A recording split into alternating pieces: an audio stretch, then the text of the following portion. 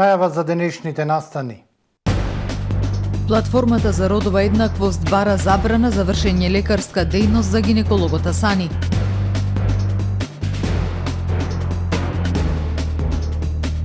Пациентите со цистична фиброза незадоволни од одлуката на надлежните, утре излегуваат на протест.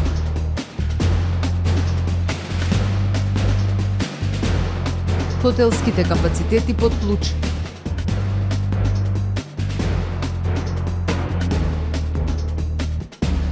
Објавена монографијата 70 години библиотека Глигор Прличев Охрид.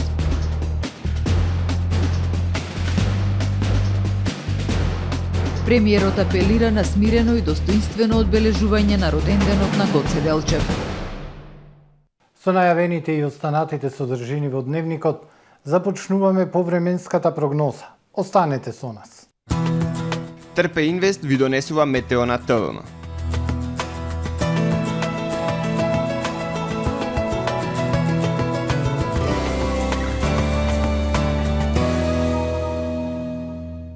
Во Охрид денес во раните утрински часови врнежите од снег престанаа, а во текот на денот времето претежно ведро со локална облачност, ветровито и свежо. Ќе бидат измерени максимални 6 степени Целзиусови. Во текот на ноќта кон сабота умерено облачно, ветровито и свежо време. Утре над источна и југоисточна Европа, над Алпите нестабилно со врнежи од дожд, снег и ниски температури, истовремено над западна и северна Европа ќе имаме висок воздушен притисок кој ќе донесе стабилно и релативно топло време за овој период од годината. На Балканскиот полуостров во сабота времето умерено облачно и нестабилно со врнежи од дожд, снег и ниски температури на крајниот север и југ од полуостровот. Стабилно време со локална облачност. Максималните дневни температури на Балканот од 3 до 11 степени.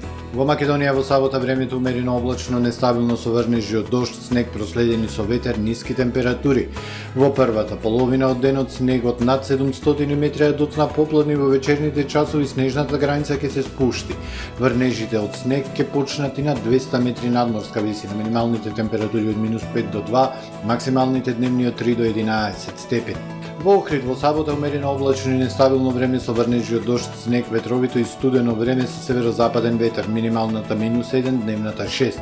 Во недела и понеделник студено утро со умерен мраз и утринска температура од -5, односно -7, а во текот на денот времето умерено облачно со сончеви периоди, дневната температура -1 и 0. Во вторник ледено утро и температура од -9 степени во Охрид. Во текот на денот претежно сончево време со локална облачност и студено со максимални само 1 степен Целзиусов.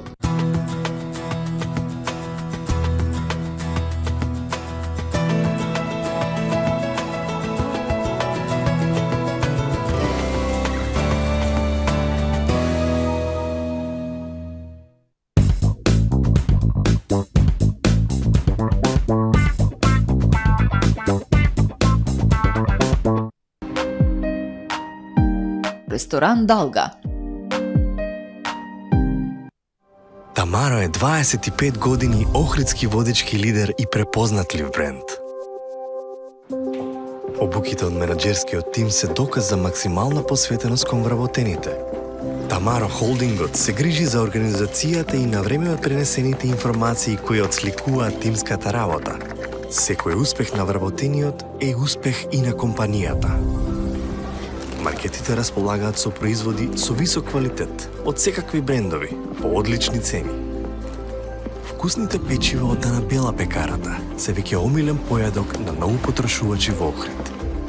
Анабела кујната услужува голем број на потрошувачи и компании.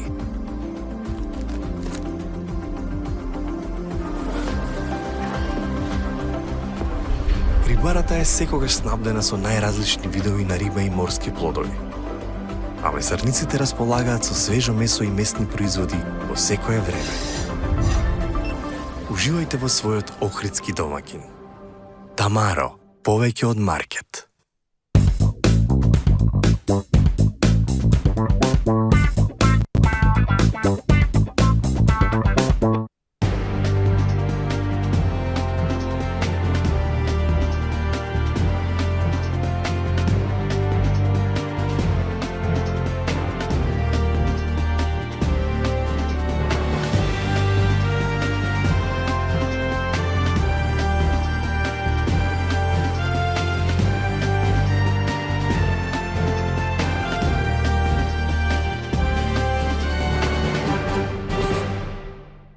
Добар ден, прво издание на Дневникот на ТВМ телевизија. Платформата за родова еднаквост, која обединува 28 организации, бара забрана за вршење на лекарска дејност за гинекологот Асани. Условната казна за струшкиот гинеколог кој со години работел на црно покажува дека здравјето на жените во земјава не вреди ни 5 пари. Соучесници се сите надлежни институции и лекарската комора, обвинуваат здруженијата.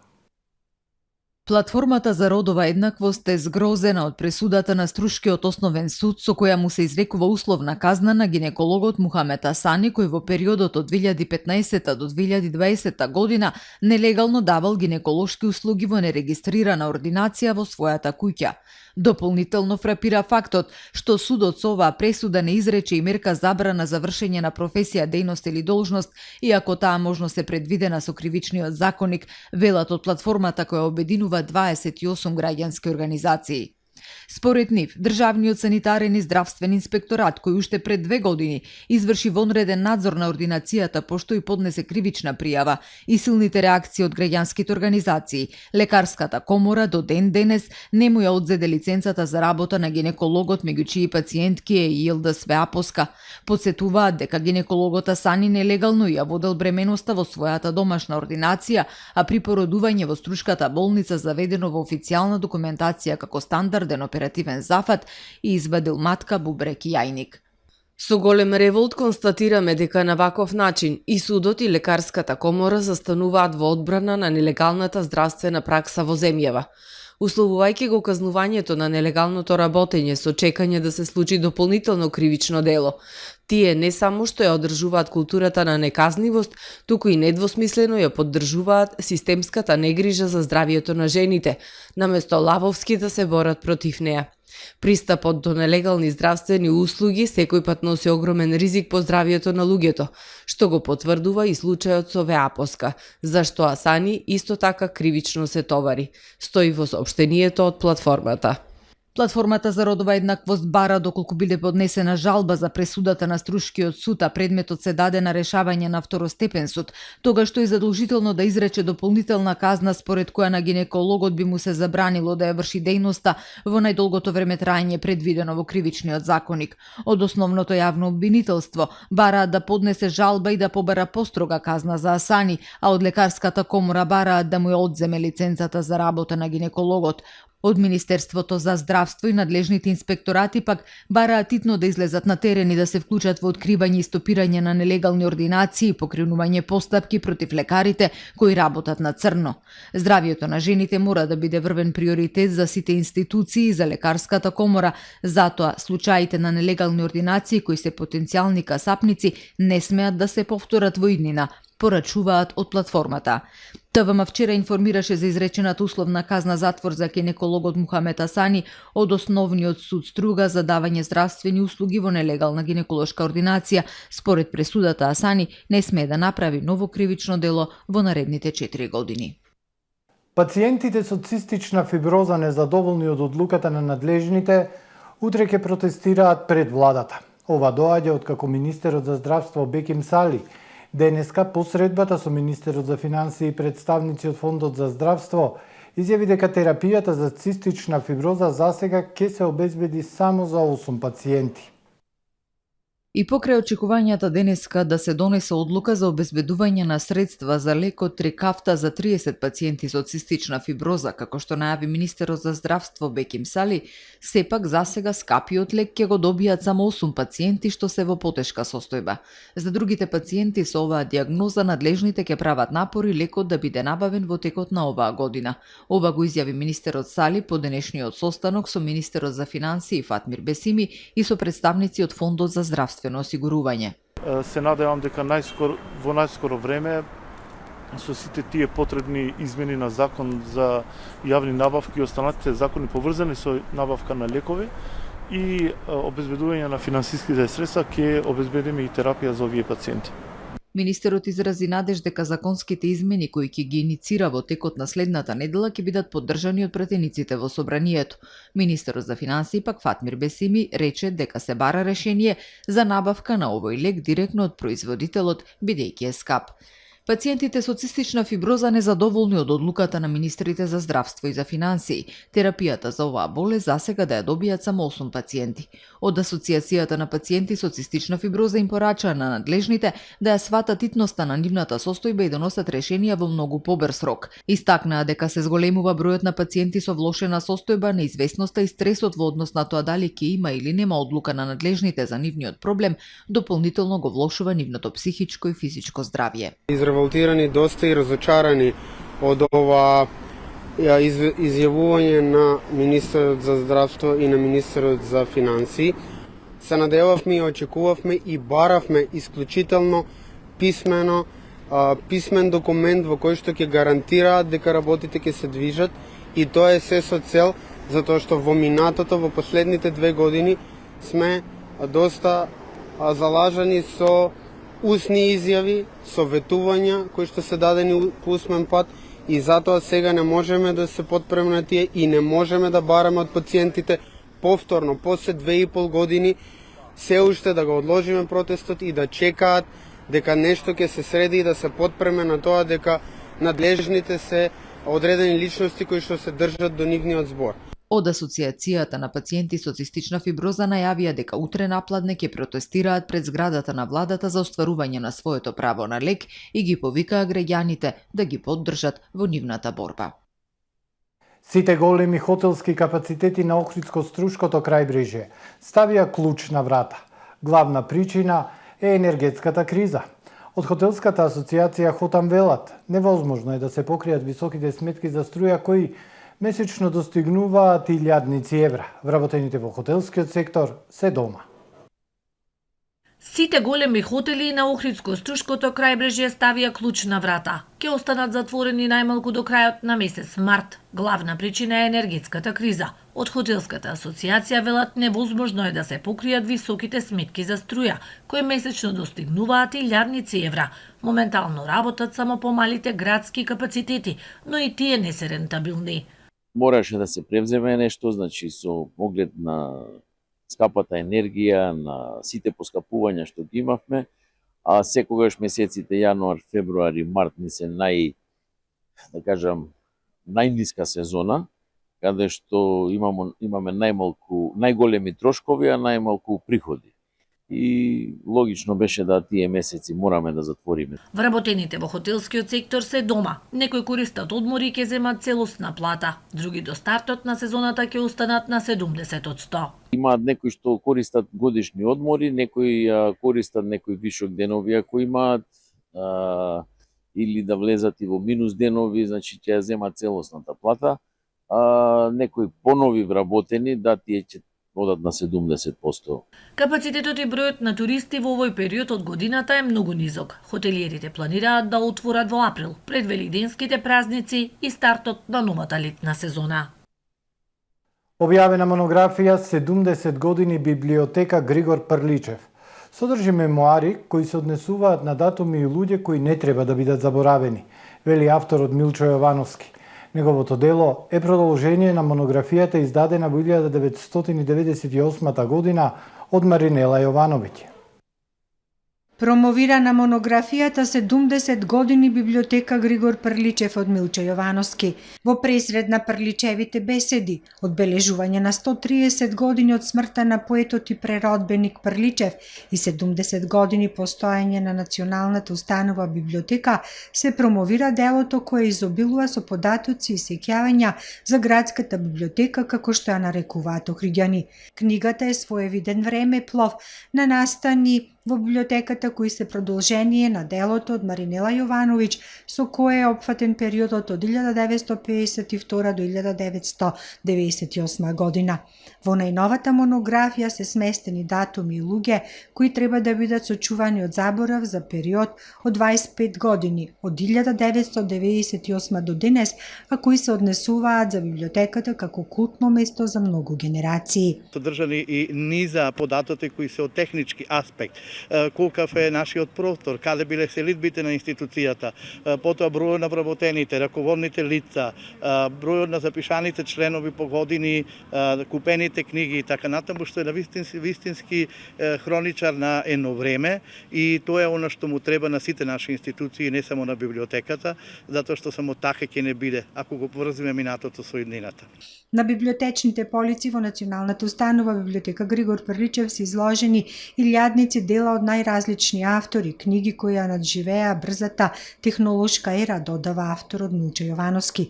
При тоа открива во кој период од овие изминати 7 децении библиотеката била најпосетувана од читателите. Тоа е времето на 70-тите години, кога државата била од еден друг аспект по подем, ке речете социјализам, но тогаш имало и дури библиобус во рамките на нашата библиотека, сега тоа го немаме.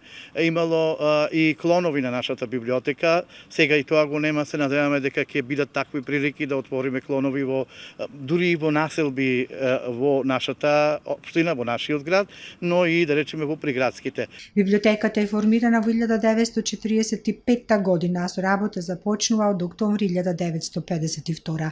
Од 1965 до 2006 година е лоцирана во зградата покрај езеро кај Долна Порта. Од септември 2006 година се дислоцира во засебен објект кој е дел од Центарот за култура. Од 2021 година библиотеката се прошири во нови простории кои беа дел од дирекцијата на Охридско лето. Публикацијата на монографијата е поддржана од Министерството за култура и општина Охрид. Премиерот Димитар Ковачевски апелира на смиреност на утрешниот ден на чествувањето на роденденот на великанот Гоце Делчев. Тој рече дека МВР и владата ќе овозможат овој настан да помине достоинствено и мирно. Владата не добила најава дека делегација од Бугарија ќе присуствува утре на одбележувањето 151 година од раѓањето на Гоце Делчев.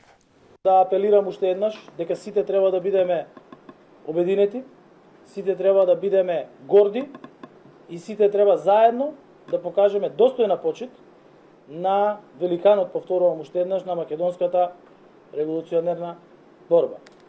И Министерството за внатрешни работи и владата тоа ќе го овозможат.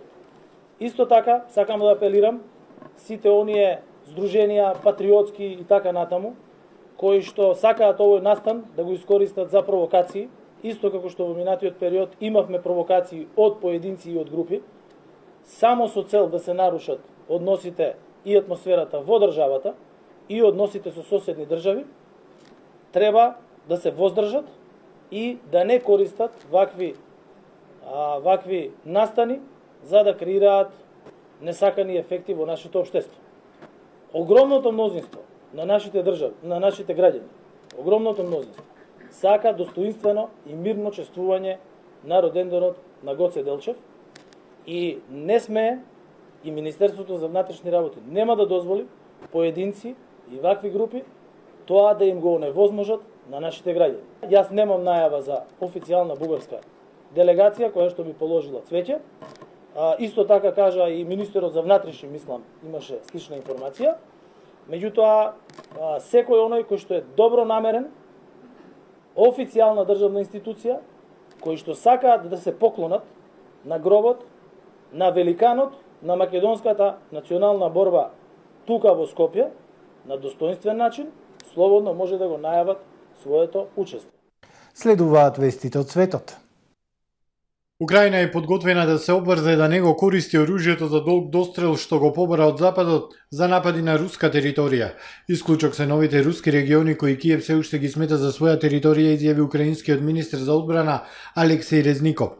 Говорејќи на заедничката пресконференција на украинската влада и Европската комисија во Киев, Резников рече дека вооружените сили на Украина бараат оружје со дострел до 300 км. САД подготвуваат уште еден пакет воена помош од 2,2 милијарди долари за Украина, кој за прв пат ќе вклучува оружје со поголем дострел. Група од 27 американски сенатори го повика американскиот председател Џозеф Бајден да ја одложи продажбата на борбени авиони F-16 на Анкара, додека Турција не им дозволи на Шведска и Финска да влезат во НАТО.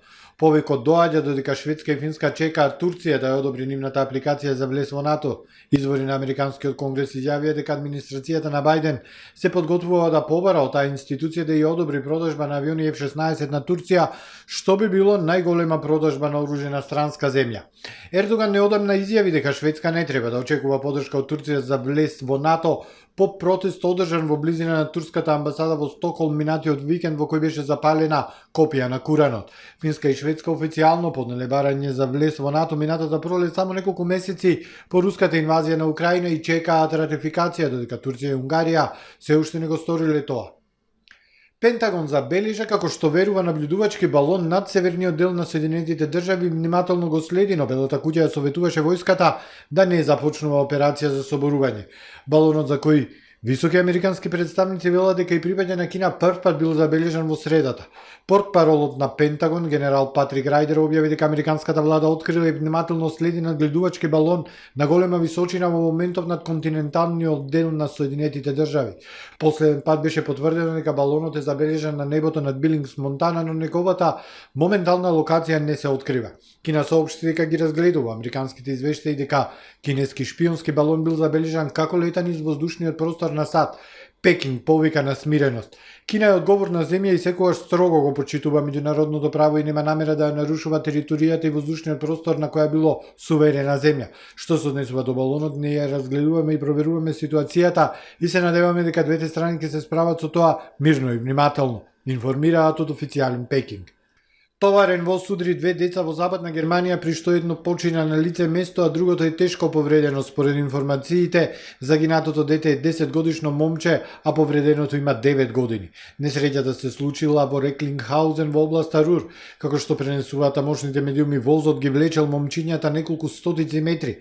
На повреденото момче му е извршена операција и неговиот живот повеќе не е во животна опасност. Се истражуваат причините за несреќата. Ова е се во првиот дневник на ТВМ. Ви благодарам што не следевте. Пријатно.